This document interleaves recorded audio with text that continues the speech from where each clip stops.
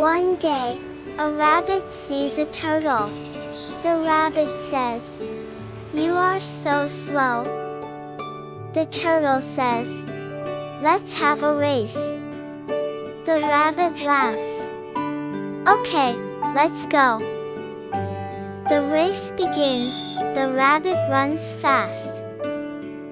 The turtle walks slow. The rabbit looks back. "Haha, I can rest," he says. He sleeps under a tree.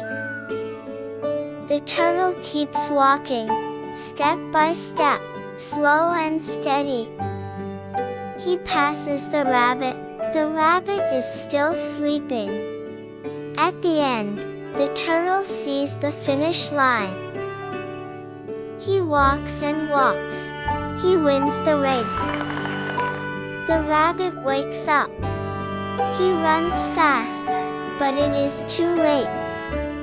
The turtle says, "Slow and steady wins the race." What would you do if you were the rabbit or the turtle?